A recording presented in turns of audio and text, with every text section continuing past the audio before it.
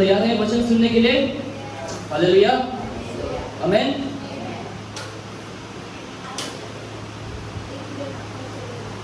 ठीक है, हम छोटे से प्रार्थना करेंगे, हम छोटे से दुआओं के साथ शुरू करते हैं। आइए हम इसमें मिलकर सभी लोग अपने आंखों को हम बंद करेंगे वचन में जाने से पहले, ताकि परमेश्वर हमें अगुवाई करे अपनी पवित्र आत्मा से। आइए हम प्रार्थना करें।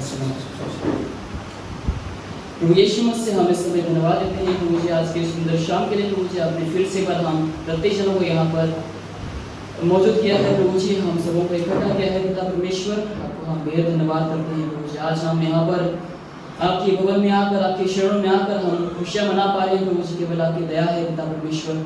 आज हम सभी लोग सही सलामत है, जीवित है प्रभु जी। केवल आपकी करुणा है, आपकी दया है हमारे ऊपर पिता परमेश्वर। और इस समय प्रभु जी हम सभी लोग धन्य महसूस करते हैं पिता परमेश्वर, क्योंकि आज हम आपके वचनों को सुने हैं पिता परमेश्वर, और आपके वचनों को हम सुनने वाले हैं पिता परमेश्वर। हम प्रार्थना करते हैं ताकि हम आज जो कुछ भी हम वचनों से देखेंगे, सीखेंगे, हम सुनेंगे, जानेंगे प्रभु जी, ताकि हम अपने जीवन में ताकि हम लागू कर सकें पिता परमेश्वर, और आपके वचनों के अनुसार ताकि हम अपने आप को ताकि हम व्यतीत करने वाला बन सके पिता परमेश्वर, और आपकी अच्छाई विश्वास से बनने वाला बन सके पिता परमेश्वर। ताकि इस समय को प्रभु जी आपके हाथों पर हम समर्पित करते हैं, यीशु मसीह के नाम से मांगते हैं, आमीन। आइए मैं कुछ बोलने से पहले हम एक वचन खोलेंगे। हम इफिसियों के पत्री में हम जाएंगे। इफिसियों की पुस्तक हम खोलेंगे, चैप्टर 5। इफिसियो चैप्टर 5 हम वचन 9 से हम देखेंगे।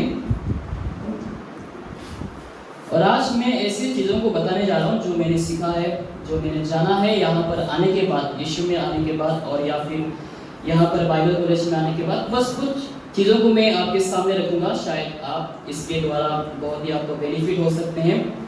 तो हम देखेंगे इफिसियो चैप्टर 5 वर्स नंबर 9 से हम 11 तक देखेंगे। 9 से 11 तक लिखा है, क्योंकि ज्योति का फल सब प्रकार की भलाई और धार्मिकता और सत्य है, और ये परखो कि प्रभु को क्या भाता है। अंधकार के निष्फल कामों से सेवा की ना हो, वरन उन पर उलाहना ना दो, आमीन। तो मैं आज आपके विषय में ऐसे 4 चीज़ों को रखूंगा, 4 विषय को रखूंगा जो मैंने सीखा है और जो मैंने जाना है। शायद ये विषय जो है शायद बहुत से कम लोगों ने आपको बताया रहेगा, लेकिन आज मैं जो मैंने सीखा है, जो मैंने जाना है, उसके ऊपर से मैं आपको बताऊंगा। जैसे कि पहला जो विषय है, क्या हम मसीही लोग, क्या हम क्रिश्चियन लोग मजाक कर सकते हैं? शायद आपने बहुत से कम सुना रहेगा, क्या हम मजाक कर सकते हैं? क्योंकि हमें से शायद बहुत से लोगों को शायद मजाक करना अच्छा लगता है, और आप में से शायद बहुत से लोगों को अच्छा लगता है, और शायद बहुत से लोगों को अच्छा नहीं लगता है। लेकिन उनमें से एक मैं हूँ जिसको मजाक बहुत ही अच्छा लगता है। और जब मैं गाँव में था, यहाँ पर आने से पहले, गोवा में आने से पहले, मैं अपने दोस्तों के साथ काफ़ी मजाक करता था। मतलब जैसे हम पूरा दिन मिलते थे, हम पूरा दिन दोस्तों के साथ रहते थे। उस समय में हम क्या करते थे, दोस्तों मिलकर हर एक विषय को लेकर के हम मजाक करते थे। चाहे हम चाय पी रहे हैं, या फिर चाहे हम कुछ काम कर रहे हैं, या फिर किसी दोस्तों के बारे में बातचीत कर रहे हैं, हम हमेशा क्या करते थे, अपने दोस्तों के ऊपर या फिर खुद के ऊपर हम मजाक उड़ाते थे। लेकिन आज हम देखेंगे क्या मजाक करना हम मसीहों के लिए सही है, क्या ये पाप है, क्या ये अनुचित है, इसके बारे में हम देखेंगे। जैसे मैंने कहा, शायद आप में से ऐसे बहुत सारे लोग रहेंगे जिनको मजाक करना अच्छा लगता हो। जैसे मैंने कहा कि मुझे मजाक करना अच्छा लगता है। जब आप और आपके जब दोस्त एक साथ रहते हैं, जब आप लोग बातचीत करते हैं, या फिर जब आप लोग एक संगति में रहते हैं, एक दोस्ती यारी में रहते हैं, फ्रेंड सर्कल में रहते हैं, उस समय सोचो आप एक व्यक्ति को लेकर, आप में से एक दोस्त को लेकर आप अगर मजाक उड़ा रहे हैं, और आप जिसके ऊपर मजाक उड़ा रहे हैं, शायद सोचो कि आपके दोस्त भी बहुत ही खुश है, मतलब वो भी हंस रहे हैं खुद के ऊपर, क्योंकि खुद के ऊपर हंसना भी कला है। आप इसे शायद बहुत से लोग जानते रहेंगे। अगर हम खुद के ऊपर नहीं हंसेंगे तो हमारा क्या होगा, मजाक बन जाएगा। अगर सोचो मैं चलते चलते दोस्तों के साथ चलते चलते मैं अचानक से चल रहा हूँ और अचानक से मैं गिर गया, तो उस समय मैं क्या करना चाहिए? बहुत से लोग शायद अपना मुंह काला कर देंगे, अरे यार क्या हो गया, मेरा तो अभी धज्जिया उड़ गया, लोग मेरे ऊपर हंस रहे हैं। लेकिन बहुत से लोग क्या करेंगे, खुद के ऊपर हंसेंगे, अरे मैं गिर गया। खुद के ऊपर हंसना भी एक कला होता है। तो आप अगर और आपके दोस्त अगर दोनों बातचीत कर रहे हैं आपस में, और सोचो आपके दोस्त भी मजे ले रहे हैं खुद के ऊपर ही मजाक, सोचो आप आपके दोस्त के ऊपर मजाक कर रहे हैं, और आपके दोस्त भी मजाक ले रहे हैं, वाह चलेगा, कोई दिक्कत नहीं। जब तक आपके दोस्त हंस रहे हैं, जब तक आप उसके ऊपर मजाक कर रहे हैं और आपके दोस्त भी मजे ले रहे हैं, वो भी हंस रहे हैं, तब तक सही है, तब तक कोई दिक्कत नहीं, आप मजाक कर सकते हैं। क्योंकि हंसी मजाक हमें करना चाहिए, हंसी मजाक हमें क्या करना चाहिए नहीं कि हम पूरा दिन सीरियस में रहे, हमारा मुंह एकदम पूरा नीचे और हम हंसी मजाक ना करें, दोस्तों से हम एंजॉय ना करें, ये नहीं, ऐसा नहीं होना चाहिए। तो जब तक आपके दोस्त खुश है आपके साथ या फिर उसके ऊपर मजाक हो रहे हैं और वो भी खुश है, उसको कोई दिक्कत नहीं, तब तक सही है।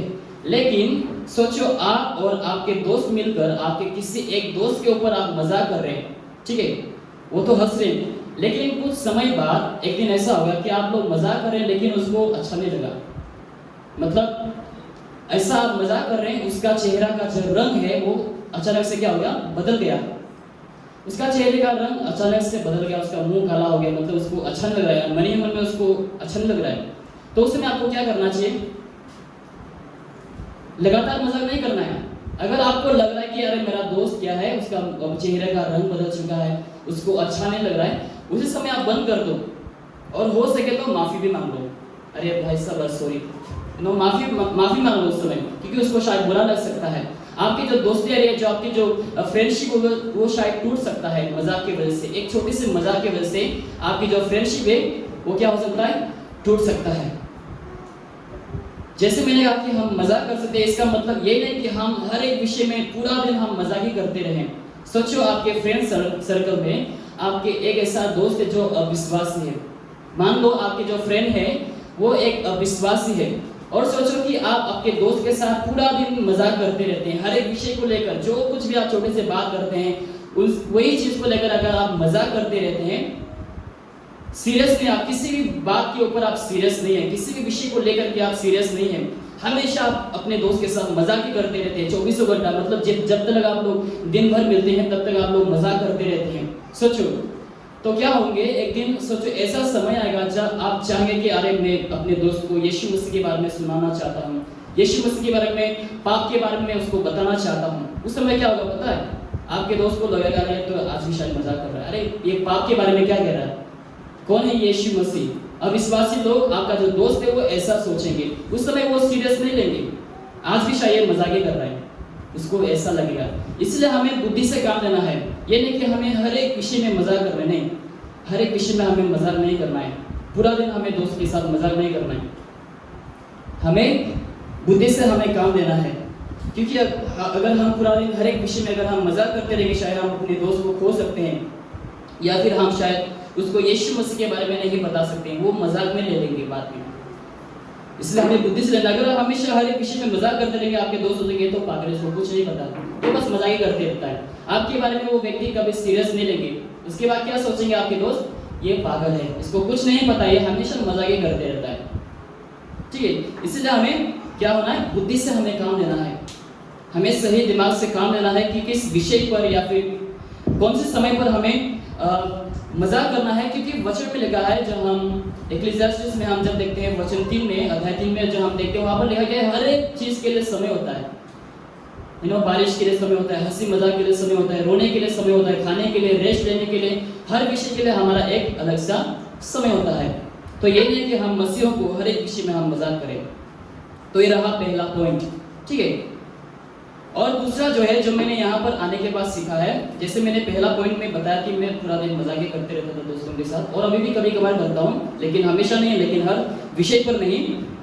और दूसरा जो पॉइंट है जो यहाँ पर मैंने आने के बाद सीखा है, यहाँ पर गोवा में आने के बाद तकरीबन मुझे 6 साल हो चुके हैं, यहाँ पर गोवा में आने के बाद 6 साल हो चुका है यहाँ पर।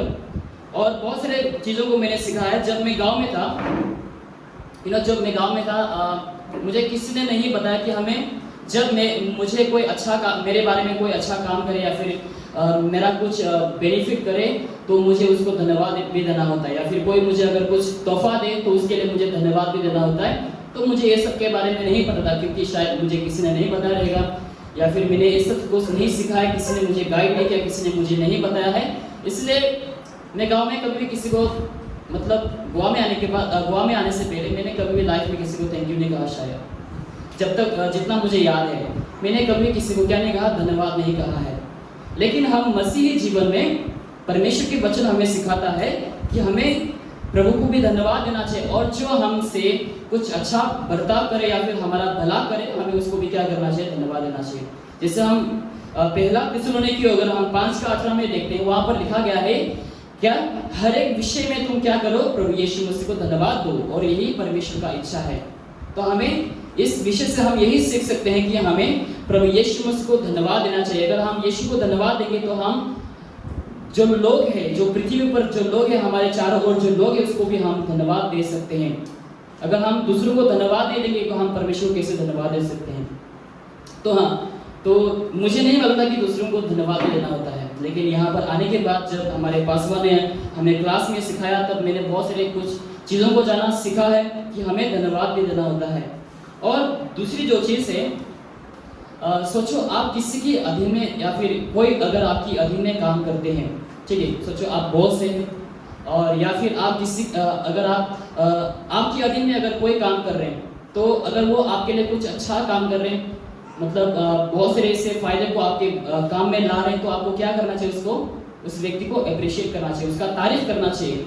शायद कभी कभार पब्लिक में तारीफ कर दो या फिर कभी कभार पर्सनली तारीफ कर दो, तो ऐसा तारीफ करने से क्या होगा, उस व्यक्ति को अच्छा लगेगा, वाह मेरा बॉस ने मुझे तारीफ किया, अभी मैं नेक्स्ट टाइम से और बेहतर काम करूंगा, ऐसा फील होगा।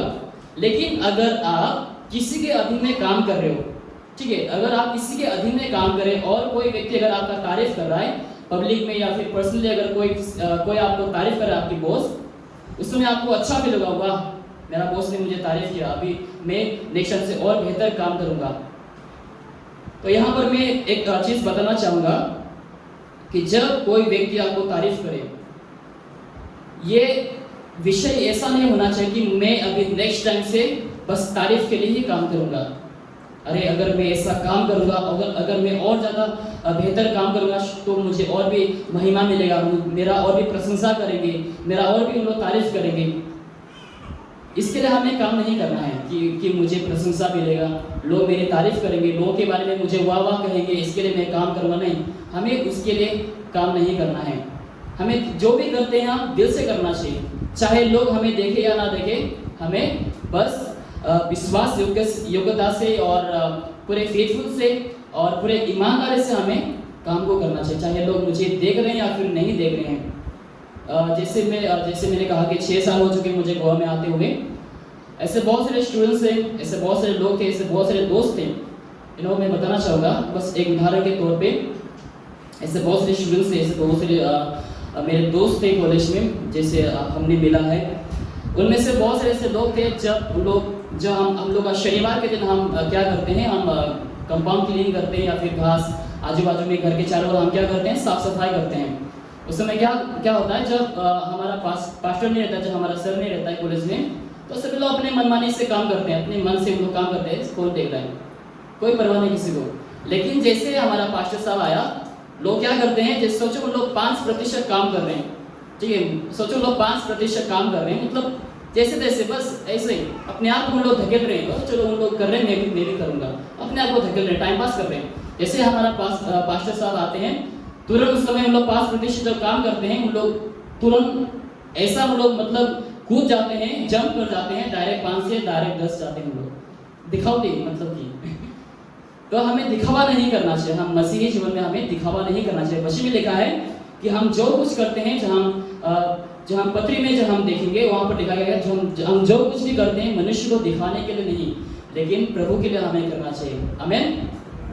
सोचो आप किसी का अधीन में काम कर रहे हैं, शायद आपको कोई ना देखता रहेगा, लेकिन चाहे आपके बॉस देखे या ना देखे, आपको लगातार ईमानदारी से काम करना है, क्योंकि देखने वाला तो ऊपर वाला है।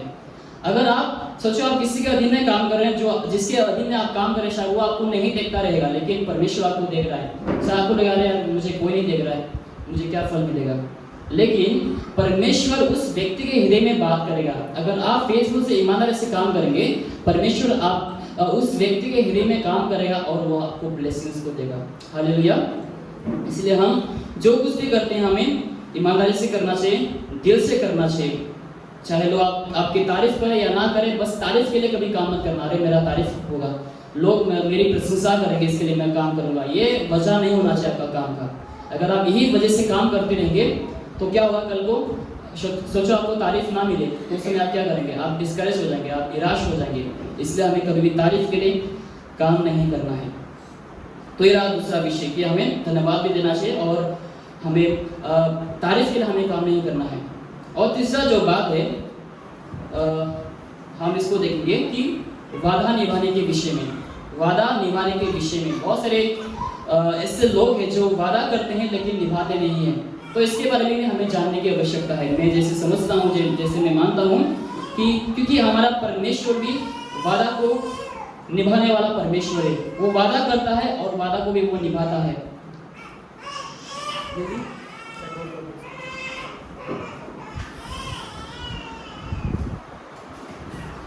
तो क्या है, वादा निभाने के लिए वादा निभाने के विषय में इस समय हम देखेंगे कि हमारा परमेश्वर क्या है, वादा को निभाने वाला परमेश्वर है। तो हम परमेश्वर के संतान होने के नाते हम भी जब वादा करते हैं हमें भी वादा को निभाना चाहिए। ऐसा नहीं कि प्रभु यीशु मसीह अगर आप मुझे ये देंगे तो मैं आपको ऑफरिंग दूंगा, प्रभु यीशु मसीह अगर आप मेरे परिवार को ठीक ठाक करेंगे तो मैं आपको ये दूंगा। नहीं, परमेश्वर के साथ हम समझौता नहीं कर सकते हैं, परमेश्वर के साथ हम डील नहीं कर सकते इस प्रकार से। प्रभु यीशु मसीह अगर आप मुझे 10 लाख देंगे तो मैं आपकी सेवकाई के लिए 1 लाख रुपया दान करूंगा, नहीं, इस प्रकार से हम प्रभु के साथ समझौता नहीं करते हैं। आज ऐसे बहुत सारे प्रचारक हैं जो पुलपिट के पीछे आकर के लोग प्रचार करते हैं कि तुम प्रभु यीशु मसीह को 10,000 दो तो परमेश्वर तुम्हें लाख रुपया देगा। प्रचारक जो होते हैं उन लोग आशा देते हैं, झूठी आशा दे देते हैं लोगों को, तुम 500 दो ऑफरिंग में तो परमेश्वर तुम्हें 10,000 देगा। इस प्रकार के झूठी आशा आज प्रचारक जो होते हैं विश्वासियों को सुनाते हैं। और विश्वासी लोग भी अंधभक्त होते हैं, उन लोग आगे पीछे नहीं सोचते हैं, उन लोग बस जैसे प्रभु की दास उन लोग समझते हैं, परमेश्वर की दास जैसे हमें बता रहे हैं शायद हमें भी उसी प्रकार से पालन करना है। उन लोग क्या करते हैं, जैसे परमेश्वर के सेवक बताते हैं उसी प्रकार से उन लोग पालन करते हैं। चलो प्रभु की दास ने कहा हमें 500 रुपया देना है तो हम देंगे, परमेश्वर हमें 10,000 देगा। ये क्या है, एक बिजनेस ऐसा हो गया कि प्रभु जैसे होता है ना, बहुत सारे लोग बिजनेस में इन्वेस्ट करते हैं, कुछ पैसा लगा करके उन लोग बहुत सारे प्रॉफिट कमाते हैं, बहुत सारे लोग पैसा कमाते हैं। उस प्रकार के आज मसीह लोग उस प्रकार के यीशु मसीह के साथ बर्ताव कर रहे हैं, परमेश्वर के साथ बर्ताव कर रहे हैं। तो हमें उस प्रकार का नहीं करना है, क्योंकि जब हम इतना सा भी अगर हम प्रभु को देंगे, दिल से अगर हम देंगे, परमेश्वर उसे बहुत ही बहुतायत से आशीष करेंगे। हालेलुया। तो जैसे अगर हम वचन में देखेंगे, जैसे मैंने कहा कि हमें वादा करना है, अगर आप वादा करते हैं तो आप उसे निभाना भी सीखो। अगर आप निभाने के लिए अगर आपको नहीं होता है तो आप वादा कभी मत करो। जैसे हम अगर अब्राहम के बारे में अगर हम देखेंगे, परमेश्वर ने अब्राहम से वादा किया था जब अब्राहम का उम्र जो है बहुत ही ज़्यादा हो चुका था, लेकिन उस समय भी परमेश्वर ने अब्राहम को चुना और परमेश्वर ने अब्राहम से वादा किया। अगर हम जेनेसिस अगर हम 12वीं अध्याय से अगर हम पढ़ेंगे, वहाँ से हम पूरी कहानी को हम जान सकते हैं। परमेश्वर ने अब्राहम को चुना, उसके साथ बात किया और परमेश्वर ने अब्राहम से कहा कि तुम अपने पिता के घर से तुम निकल जा, क्योंकि मैं तुम्हें एक राष्ट्र का तुम्हें पिता बनाने वाला हूँ। तुम्हारा संतान इतना होंगे कि तुम गिन नहीं पाओगे, जैसे आसमान के सितारे, जैसे समुद्र के रेती तुम नहीं गिन पाओगे, इस प्रकार का तुम्हारा संतान होंगे, तुम्हारा जाति होंगे। परमेश्वर ने अब्राहम से वादा किया, लेकिन परमेश्वर ने क्या किया, उस वादा को निभाया भी। तो उसी प्रकार से मैं आपको क्या कहना चाहता हूँ कि अगर आप कुछ वादा करते हैं तो आप उसे पूरा भी करो। सोचो आपका कोई दोस्त है, सोचो आपका दोस्ती यारी में सोचो आपके दोस्त ने आपको कुछ बात को कहा है, कुछ सीक्रेट बातों को अगर आपसे कहा है, और अगर सोचो आपके दोस्त ने आपको कह दिया कि इस बात को किसी को मत बताना, मैं बस तुम्हें बता रहा हूँ क्योंकि मैं तुम्हारे ऊपर ट्रस्ट करता हूँ, तो ये बात को तुम किसी को भी मत बताना। लेकिन सोचो आप उस वादा को नहीं रखते हैं, जिस वादा को आपके दोस्त ने आपसे किसी को कहने के लिए मना किया था, लेकिन आप दूसरों को जा करके कानाफूसी करते हैं। जो आपका अच्छा दोस्त ने आपसे कहा कि जाके किसी को मत बताना, लेकिन वही बात को लेकर आप किसी के पास जाकर अगर आप बताते हैं तो वो अच्छी बात नहीं है, वो गलत है, बिल्कुल गलत है हमारे मसीही जीवन में। अगर कोई आपके दोस्त आपके ऊपर भरोसा कर रहे हैं तो आपको उसका जो वादा है या फिर जो वादा उसने आपके साथ किया है या फिर जो वादा आपने अपने दोस्त के साथ किया है कि नहीं मैं किसी को नहीं बताऊंगा, तो उस वादा को आप निभाओ। उससे क्या होगा, आप लोग का जो फ्रेंडशिप है स्ट्रॉन्ग बनेगा। अगर आप किसी को जाकर बताएंगे और कल को सोचो आपने जिसको बताया है वो किसी और को बताएंगे, और उस प्रकार के चलते चलते जिस दोस्त ने आपको बताया था उस दोस्त के पास ऐसे चारों ओर घूम करके आपके दोस्त के काम में आ गया, तो उसको क्या लगेगा, अरे मेरे दोस्त, मैंने जिसके साथ वादा किया था उसने सब कुछ बता दिया, सभी को बता दिया। तो हमें उस प्रकार का नहीं करना है, हमें कानाफूसी नहीं करना है। अगर मैं बताने चलूँ मेरे गांव के बारे में, सच में कहूँ 100% में झूठ नहीं कह रहा हूँ, 90 भी नहीं बोलूँगा मैं, 100% जो महिलाएं हैं हमारे गांव में, मर्द लोग नहीं, जो महिलाएं हैं सब लोग कानाफूसी करते हैं। जब मैं यहाँ पर आया था, जब मैं वचन स्टडी कर रहा था, तो मैंने सोचा मेरे गांव के बारे में, क्योंकि मैं बहुत सारे ऐसे घरों में जाता था, बहुत से लोग मुझे बुलाते थे कुछ काम के लिए, मदद करने के लिए। तो मैं जब कभी जाता था मैं हमेशा से सुनता था उन लोग किसी ना किसी के विषय में लेकर के उन लोग बातचीत करते थे, कानाफूसी करते थे। एक औरत को लेकर के उन लोग इतना बातचीत करते थे, मतलब पूरा दिन ऐसा चलते रहता है। तो हमें उस प्रकार का नहीं करना है, हमें कानाफूसी नहीं करना है। अगर कोई दोस्त आपके ऊपर ट्रस्ट कर रहे हैं तो उसका आप भरोसा जीतो। तो एक वचन बताना चाहूँगा, जैसे यीशु मसीह ने भी हमसे वादा किया है और वो वादा अभी तक पूरा नहीं हुआ है। ठीक है, यीशु मसीह ने क्या किया, हमसे एक वादा किया है, लेकिन वो वादा जो है अभी तक पूरा नहीं हुआ है। वो वादा कौन सा है? जब हम यूहन्ना, जब हम वचन 14 में जब हम देखेंगे, वहाँ पर यीशु मसीह हमसे एक वादा करता है कि मैं पिता के पास जा रहा हूँ और तुम लोगों के लिए एक जगह तैयार करने के लिए जा रहा हूँ। और जब मैं जगह तैयार करूँ, और क्या यीशु मसीह कहता कि मैं वापस आकर तुम सभी को मैं लेके जाऊंगा, जहाँ पर मैं रहता हूँ तुम भी वहाँ पर रहो। तो ये यीशु मसीह ने हमसे वादा किया है और हम विश्वास करते हैं कि ये जो वादा है बहुत जल्द पूरा होने वाला है। आमीन। यीशु मसीह जल्दी ही बादलों पर आएंगे और हम सभी को यीशु मसीह उठा करके लेके जाएंगे। और ये जो वादा है परमेश्वर का कभी भी ऐसा नहीं कि अधूरा हो जाएगा, लेकिन परमेश्वर की जो वादा है, यीशु मसीह जो हम सबों से वादा किया, वो जरूर पूरा होगा। आमीन। और आखिरी हम देखेंगे, उसके बाद हम समाप्त करेंगे। और मैं विश्वास करता हूँ कि ये जो आखिरी जो विषय है ये बहुत ज़रूरी है हम सभी मसीहों के लिए, हम सभी मसीहों के लिए बहुत ही ज़रूरी है। हम खोलेंगे इफिसियों के 5,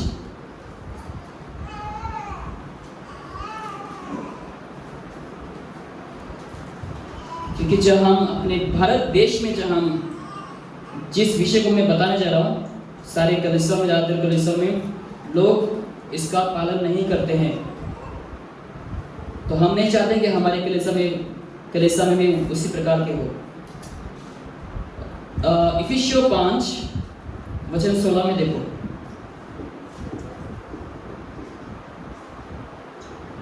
इफिसियों 5 वचन 16, अवसर यानी कि समय को बहुमूल्य समझो क्योंकि दिन बुरे हैं। क्या है? हमें समय को बहुमूल्य समझना चाहिए। आज अगर हम कलीसिया में देखेंगे, अगर कोई एक मीटिंग किसी ने स्थापित किया है, अगर टाइम दे गया कि 10 बजे को मीटिंग चालू होगा, तो लोग कितने बजे आएंगे? आप लोग तो जानते रहेंगे हमारे इंडिया में कैसा है, 1 घंटा लेट हो गया होगा, जैसे भी आधा घंटा जैसे ना जैसे लेट हो गया होगा। लेकिन हम कलीसिया में वही चीज़ को हमें नहीं दोहराना चाहिए। अगर हम अपने मसीही जीवन में हम अगर वही चीज़ को अगर हम दोहराएंगे तो ये ये एक बहुत ही बुरी एक गवाही है हम मसीहों के लिए। अगर हम समय पे नहीं आ सकते हैं, ये बहुत ही बुरी बात है। अगर सोचो यहाँ का जो लीडर है आपको एक टाइम बता रहा है, लेकिन अगर आप वही टाइम पर अगर आप नहीं आते हैं तो क्या होता है पता है? जिस लीडर ने टाइम बताया उसका आप सम्मान नहीं कर रहे हैं और उस लीडर का भी आप सम्मान नहीं कर रहे हैं और उससे भी अधिक आप परमेश्वर का सम्मान नहीं कर रहे हैं। ठीक है, क्योंकि परमेश्वर ने यहाँ पर एक अथॉरिटी को रखा है परमेश्वर ने अभिषेक करके रखा है। लेकिन हम मसीहों को, हम क्रिश्चियनों को इस प्रकार का नहीं होना चाहिए, क्योंकि हम यीशु मसीह के फॉलोअर हैं। अगर जो टाइम दिया गया है उसी टाइम पर हमें हाजिर होना चाहिए। मेरा एक आदत है पहले से, काफ़ी समय से, कि मैं हमेशा 1 घंटा या फिर आधा घंटा पहले मैं रेडी हो जाता हूँ। कभी भी कौन सा भी प्रोग्राम के लिए, चर्च के लिए या फिर आज बाइबल स्टडी के लिए भी, मैं 1 घंटा बाइबल स्टडी के लिए मैं बहुत जल्द मतलब रेडी हो जाता हूँ। और मेरा एक ये आदत है कि टाइम से पहले रेडी होना। आधा घंटा पहले मैं रेडी होकर रुकता हूँ। कहीं पे बाहर जाना हो, चर्च हो या फिर मीटिंग्स वगैरह हो, कहीं पे जाना हो, मैं हमेशा आधा घंटा या फिर 1 घंटा पहले रेडी रुकता हूँ। ठीक है, तो ये हमेशा ख्याल में रखना है कि हमें समय पर चलना है, क्योंकि समय हमारे लिए नहीं रुकेगा।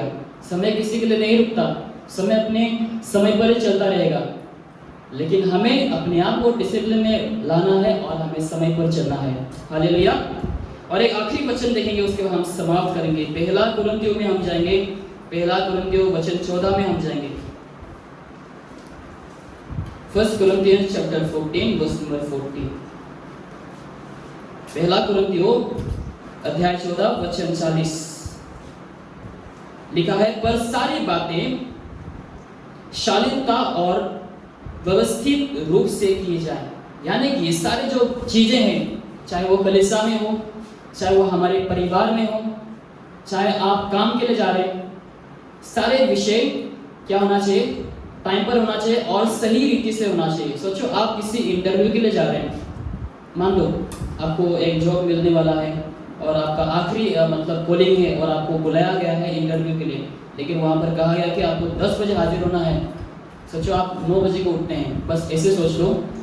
सोचो आप 9 बजे को उठते हैं और आपने नहा लिया, ब्रश कर लिया, वॉशरूम गया और ब्रेकफास्ट के लिए टाइम नहीं मिला क्योंकि अभी तुम्हारे पास बस 15 मिनट ही बचा है। उस समय आप क्या करेंगे?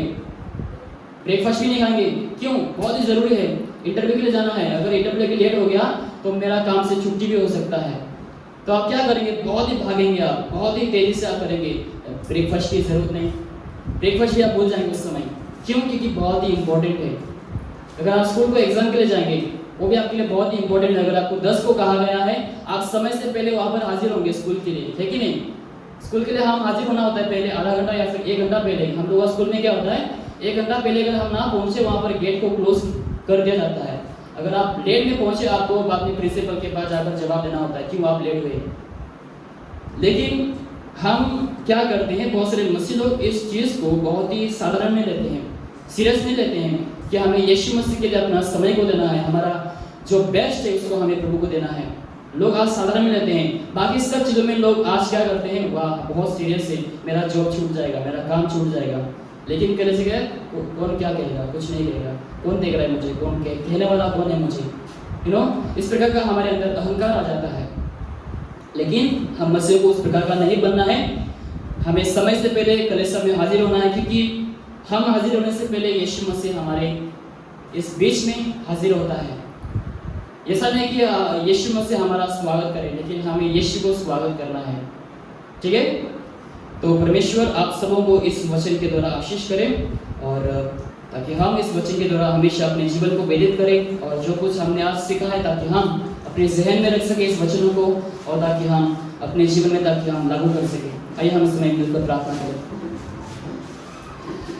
प्रभु यीशु मसीह हम आपको धन्यवाद देते हैं प्रभु जी। हम आज जो कुछ भी विषयों को हम छोटे से विषयों को हम लेकर के आज हमने सीखा है पिता परमेश्वर, आप हमें मदद कर प्रभु जी ताकि हम इस विषय को लेकर के ताकि हम प्रभु जी ताकि हम आपके राह पर चले पिता परमेश्वर, ताकि हम सही प्रकार से अपने जीवन को ताकि हम बिता सके, व्यतीत कर सके पिता परमेश्वर, ताकि हम आपके भवन में हमेशा समय पर आ सके और हमेशा प्रभु जी ताकि हम दूसरों को धन्यवाद देने वाला बने पिता परमेश्वर, और ताकि हम अपने आप को सही रीति से ताकि हम चलाने वाला बन सके पिता परमेश्वर। यहाँ पर आपके जितने सारे बच्चे आए हैं पिता परमेश्वर के वचन को सुनने के लिए, सीखने के लिए, जानने के लिए, उन हर जनों को पिता परमेश्वर आशीष से परिपूर्ण कर पिता परमेश्वर, ताकि प्रभु जी इसी प्रकार से ताकि हम एक होकर मिलकर ताकि हम हमेशा आपके वचनों पर ताकि हम ध्यान कर सके आपके वचनों को, ताकि हम जान सके, सीख सके पिता परमेश्वर। प्रभु जी धन्यवाद पिता परमेश्वर, आपने यहाँ पर जितने सारे लोगों को संभाल के लेके प्रभु जी हरे जनों को आशीष कर पिता परमेश्वर, ताकि हरे जन प्रभु जी अपने घर तक वापस से पहुँच कर प्रभु जी आपको धन्यवाद दे सके पिता परमेश्वर। धन्यवाद मुझे आपने हमारे दुआ को सुना है, प्रार्थना को सुना है। धन्यवाद पिता परमेश्वर। छोटी सी प्रार्थना प्रभु यीशु मसीह के नाम से मांगते हैं, आमीन।